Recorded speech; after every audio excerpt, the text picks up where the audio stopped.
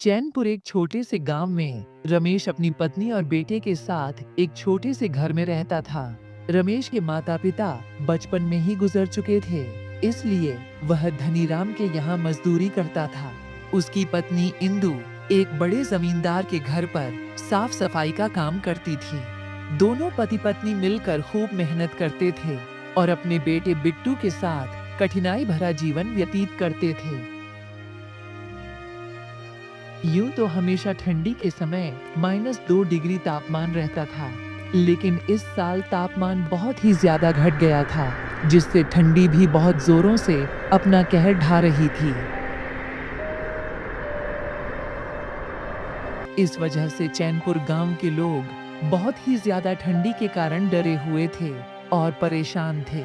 दिन हो या रात, लोग ठंडी के कारण बहुत परेशान थे।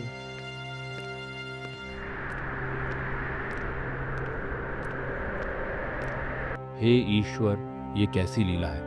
आप देख रही हो इंदु, इस साल कितनी ज्यादा ठंडी पड़ रही है। इतनी कड़ी ठंडी में काम करना भी बहुत मुश्किल हो गया है। घर से बाहर निकलते ही पैर ठंडी के मारे जमने लग रहे हैं। इतनी ज्यादा ठंडी में तो घर से बाहर निकलने का मन भी नहीं कर रहा है। न जाने इस साल की ठंडी कैसे कटेगी। ठीक है इंदु, अब मैं काम पर चलता हूँ, नहीं तो सेठ गुस्सा करेगा।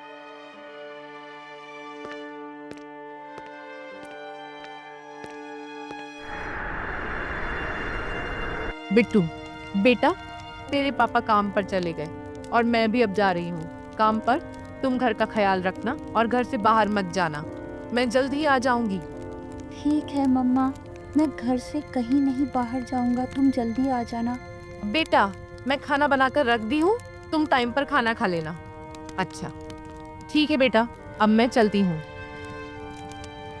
इतना कहकर इंदु भी काम पर निकल गई।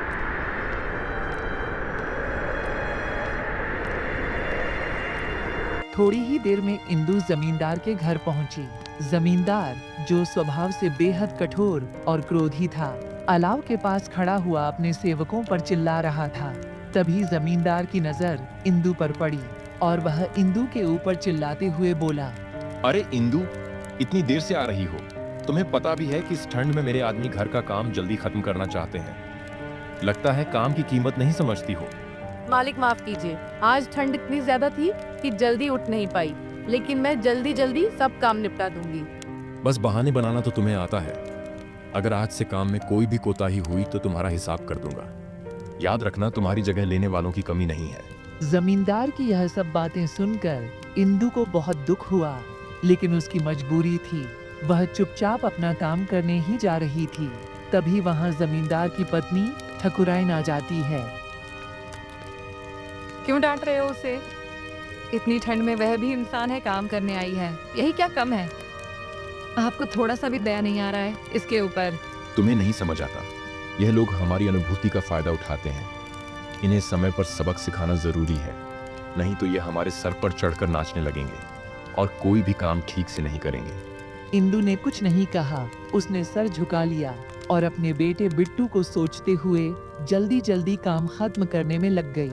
लेकिन उसके मन में जमींदार के व्यवहार को लेकर आक्रोश पनपने लगा। इधर रमेश ठंड से कांपते हुए बलराम के घर पर मजदूरी कर रहा था। बलराम अपने खेतों का काम कराने के लिए रमेश और कुछ और मजदूरों को सख्त निगरानी में रखता था। अरे रमेश, काम ठीक से कर रहा है या ठंड के बहाने सुस्ताने की कोशिश कर रहा है? मैं मुफ्तखोरी बर्दाश्त नहीं करता। याद रहे, अगर आज मेरा काम पूरा नहीं हुआ तो मैं 1 भी रुपया नहीं दूंगा। नहीं मालिक, पूरी मेहनत कर रहा हूँ। ठंड बस थोड़ी ज्यादा है, इसीलिए हाथ पैर जम से रहे हैं, लेकिन आपका काम मैं पूरा करके ही जाऊंगा। आप चिंता ना करें मालिक। रमेश के चेहरे पर थकान साफ झलक रही थी। सुबह से ही ठंड में काम करते करते उसके हाथ अकड़ गए थे, लेकिन उसे अपने बेटे बिट्टू और इंदु के लिए कमाना था। वह जानता था कि उसकी मेहनत ही उनका सहारा है। हे ईश्वर, ये कैसी परीक्षा ले रहे हैं। इतने ठंडे मौसम में भी काम करना पड़ रहा है, लेकिन अगर मैंने काम छोड़ा तो सेठ मुझे काम से निकाल देगा और घर कैसे चलेगा। दिन धीरे धीरे ढलने लगा। रमेश ठंड में किसी तरह काम निपटा कर घर लौटने की सोच रहा था, लेकिन बलराम ने उसे और देर तक रोक लिया। आज का काम पूरा करके ही जाना। नहीं तो कल से मत आना। अगर थोड़ा सा भी काम छूटा तो समझ तेरी नौकरी गई। जी मालिक, जैसा आप कहें। रमेश ने मन ही मन बलराम को कोस रहा था, लेकिन उसे कुछ कहने की हिम्मत नहीं जुटा पा रहा था। उसकी मजबूरी ने उसे चुप कर रखा था। और इधर भी चैनपुर गांव में ठंड अपने चरम पर थी। गांव के लोग ठंड से कांपते हुए अपने अपने घरों में दुबके हुए थे। अलाव जलाना भी मुश्किल हो गया था, क्योंकि सूखी लकड़ियों की कमी हो गई थी। गरीब परिवार की तो और भी ज्यादा परेशान थे। वे 2 वक्त की रोटी भी नहीं जुटा पा रहे थे। गांव का चौपाल, जहां आम दिनों में लोग बैठकर बातें किया करते थे, अब सुना पड़ा था। ठंड ने हर किसी को घर में कैद कर दिया था। गांव का बुजुर्ग गोपाल, जो अक्सर गांव वालों को इकट्ठा कर कोई ना कोई उपाय बताता था, इस बार भी चौपाल पर पहुंचा। उसने 4-5 लोगों को इकट्ठा करके कहा, ये ठंड बहुत भयानक है। अगर हम सब मिलकर कोई उपाय नहीं करेंगे तो कई लोग इसकी चपेट में आ जाएंगे। हमें जंगल से और लकड़ियां लानी होंगी और हर घर में अलाव जलाने की व्यवस्था करनी होगी। दादाजी, जंगल तक जाने की हिम्मत कौन करेगा? इतनी सर्दी में तो पैर भी जम जाते हैं और लकड़ियां काटने में पूरा दिन लग जाएगा। बेटा, डरने से कुछ नहीं होगा। हमें एक दूसरे की मदद करनी होगी। ठंड के आगे हार मान ली तो गांव के कई घरों के चूल्हे ठंडे पड़ जाएंगे। गांव के लोग गोपाल की बात से सहमत तो हुए, लेकिन डर और परेशानी उनके चेहरे पर साफ झलक रही थी। सबने मिलकर फैसला किया कि कुछ लोग जंगल से लकड़ी लाएंगे, जबकि बाकी लोग अलाव जलाने के लिए मिट्टी और पत्थरों की व्यवस्था करेंगे। लेकिन गांव वालों को अंदाजा नहीं था कि आने वाले दिनों में ठंड के साथ साथ और भी बड़ी मुसीबत उनका इंतजार कर रही है।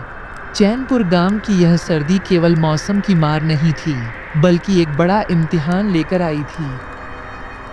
रमेश के घर लौटने के बाद इंदु ने उसे बिट्टू की तबीयत के बारे में बताया। रमेश ने बिट्टू को देखा तो उसकी खांसी और से लाल पड़ा चेहरा देखकर चिंता में डूब गया। इंदु, ऐसा लगता है कि ठंड अब बर्दाश्त के बाहर हो रही है। घर में अलाव जलाना जरूरी है, लेकिन लकड़ियां कहाँ से लाऊं? बलराम ने आज इतनी देर तक काम कराया कि लकड़ियां लाने का समय ही नहीं मिला। मैंने सोचा था कि जमींदार से कुछ मदद मांग लूंगी, लेकिन वो तो आज मुझ पर ही गुस्सा करने लगे। उन्होंने मेरी हालत तक नहीं देखी। जमींदार और बलराम जैसे लोगों को हमारी तकलीफों से क्या मतलब? उनके घर तो हमेशा गर्म रहते हैं। हम गरीब लोग जैसे तैसे ठंड में भी अपना पेट पालने की कोशिश करते हैं, लेकिन यह लोग हमें इंसान तक नहीं समझते। फिर इंदु ने रसोई में जाकर कुछ सूखी घास और टूटी लकड़ियां इकट्ठा की, जो उसने बचाकर रखी थी। ए जी, मैं कुछ लकड़ियां और घास बचाकर रखी थी। इनसे ज्यादा देर तक आग नहीं जल पाएगी, लेकिन बिट्टू को ठंड से थोड़ा आराम मिल जाएगा। जैसे तैसे करके इंदु और रमेश ने अलाव जलाए, जिससे उनके घर थोड़े गर्म हो सके। इंदु, क्या ठकुराइन ने तुम्हारी कोई मदद नहीं की? वो तो आमतौर पर दयालु दिखाई पड़ती है। अजी, उन्होंने रजाई दी थी जो बिट्टू को दी है, लेकिन जमींदार के गुस्से की वजह से मैं ज्यादा कुछ कहने की हिम्मत नहीं कर सकी। वो मुझ पर चीखने लगे थे। हमारी जिंदगी में हर जगह वही दिक्कत है इंदु। हम मेहनत करते हैं, पर लोग हमारी हालत देखकर भी आंखें फेर लेते हैं। न जाने क्यों लोग हमसे इतना नफरत करते हैं। बिट्टू अलाव के पास लेटा हुआ ठंड से कांपते हुए खांस रहा था। इंदु उसके पास बैठी रही और रमेश को बाहर जाकर और लकड़ियों का इंतजाम करने को कहा। रमेश, कुछ भी करके जंगल से लकड़ियां लानी होंगी। अगर बिट्टू को कुछ हो गया तो मैं खुद को कभी माफ नहीं कर पाऊंगी। देखो ना, बिट्टू की तबीयत बिगड़ती ही जा रही है। ठीक है इंदु, मैं कोशिश करता हूँ। रात ज्यादा हो गई है, लेकिन जंगल जाना ही पड़ेगा। तुम का ख्याल रखना बिट्टू को। फिर रमेश आधी रात को लकड़ी लाने के लिए जंगल की ओर निकल पड़ा। इंदु की आंखें उसके पीछे तक लगी रहीं और उसका दिल दुआ कर रहा था कि रमेश सही सलामत लौट आए। इंदु बिट्टू के पास बैठी उसकी तबीयत को लेकर चिंतित थी। बिट्टू की तबीयत धीरे धीरे और बढ़ने लगी थी और उसकी सांसें भारी हो रही थीं। बिट्टू, बेटा सब ठीक हो जाएगा। तेरे पापा अभी लकड़ियाँ लेकर आएंगे, फिर हम आग जलाएंगे और यह ठंड तुझे परेशान नहीं करेगी। बस थोड़ी हिम्मत रख बेटा, बस। बिट्टू ने अपनी माँ की ओर देखा। उसकी मासूम आंखों में दर्द और थकावट साफ झलक रही थी। उसने धीमे स्वर में कहा, माँ मुझे बहुत ठंड लग रही है, पापा जल्दी आएंगे ना? हाँ बेटा, तेरे पापा अभी आएंगे, तू चिंता मत कर, मैं तेरे साथ हूँ, ईश्वर सब ठीक करेंगे। इंदु ने अपने आंसू छुपाने की कोशिश की, लेकिन उसके दिल में अजीब सा डर लग गया था। बिट्टू की हालत बिगड़ती जा रही थी। उसने उसे सीने से लगाकर गर्मी देने की कोशिश की, लेकिन ठंड इतनी कड़ी थी कि इंदु की अपनी सांसें भी कांप रही थीं। इस बीच बिट्टू की खांसी रुकने लगी। वह धीमे धीमे आंखें बंद करने लगा। बिट्टू, आंखें मत बंद करना बेटा, तेरी माँ यहाँ है। देख, तूने खाना भी नहीं खाया, तेरे पापा आते ही आग जलाएंगे।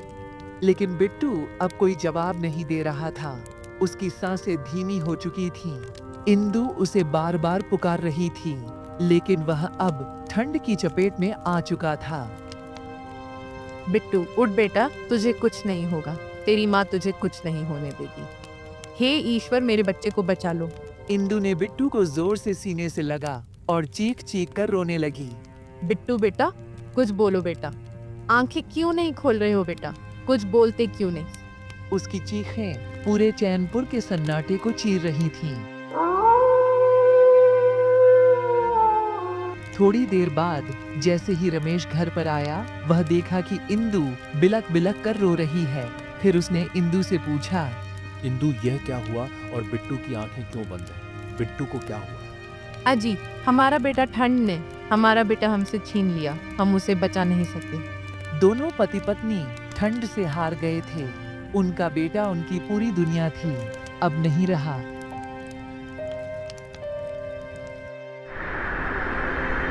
उनके रोने की आवाज ने पूरे गांव को झकझोर कर रख दिया। यह ठंड चैनपुरा के कई घरों को ऐसे ही दर्द दे रही थी, और यह सिर्फ एक परिवार की नहीं, बल्कि पूरे गांव की त्रासदी बन चुकी थी।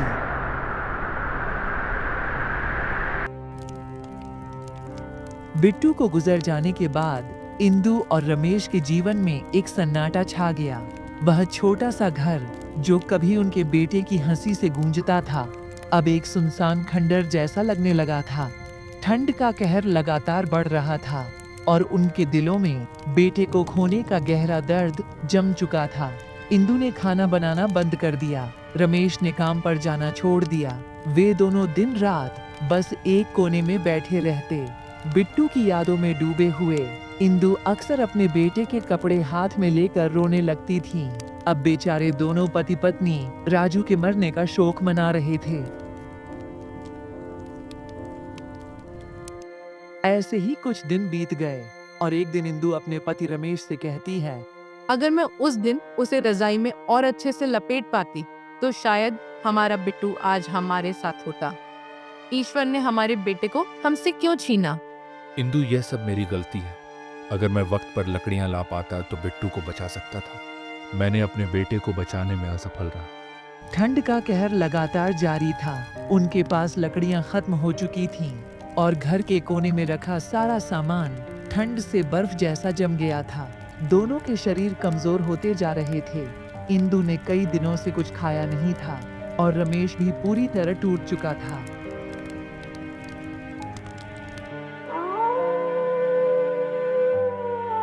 एक रात जब ठंड अपने चरम पर थी, रमेश ने इंदु की ओर देखा। वह चुपचाप कोने में बैठी हुई थी, जैसे अपनी सारी ऊर्जा खो चुकी हो। इंदु, शायद अब हमारे पास ईश्वर के पास जाने का ही समय बचा है। यहाँ हमारी कोई जरूरत नहीं रही। हमारा बेटा हमें पुकार रहा होगा। हाँ रमेश, अब इस जीवन में कुछ बचा नहीं। ठंड ने सब छीन लिया। मुझे भी बिट्टू के पास जाना है। मुझे और सहन नहीं होता। वह दोनों ऐसा कहकर अलाव के पास बैठकर सुबह का इंतजार करने लगे। अगली सुबह गांव वालों ने रमेश और इंदु को घर के अंदर एक दूसरे का हाथ पकड़े ठंड से जम चुके पाया। उनके चेहरों पर एक अजीब सी शांति थी, जैसे उन्होंने अपने बेटे के पास पहुंचकर सुकून पा लिया हो। चैनपुरा के गांव वालों के लिए यह एक और त्रासदी थी। ठंड ने एक और परिवार को खत्म कर दिया। गांव के लोग रमेश, इंदु और बिट्टू को याद करते हुए उनके घर के पास अलाव जलाने लगे, मानो उनकी आत्माओं को शांति देने की कोशिश कर रहे हों। यह ठंड का मौसम सिर्फ बर्फ नहीं, बल्कि कई घरों की खुशियां अपने साथ ले गया था। चैनपुरा अब और भी गहरे सन्नाटे में डूब चुका था। चैनपुर के लोग रमेश, इंदु और बिट्टू की कहानी को कभी नहीं भूल पाए। उनका घर, जो अब खंडहर बन चुका था, गांव के लोगों के लिए एक चेतावनी बन गया। गांव के बुजुर्ग अक्सर बच्चों को उस परिवार की कहानी सुनाते और कहते थे, ठंड से लड़ने के लिए हमें साथ रहना होगा। अगर हम एक दूसरे की मदद नहीं करेंगे तो और भी परिवार ऐसे ही खत्म हो जाएंगे। इस हादसे ने गांव वालों झिंझोर कर रख दिया। अब सभी ने ठंड से बचने के लिए एक दूसरे की मदद करनी शुरू कर दी। तो हाँ दोस्तों, ऐसे ही दिलचस्प कहानियाँ देखने के लिए हमारे चैनल को सब्सक्राइब करें। Thanks for watching.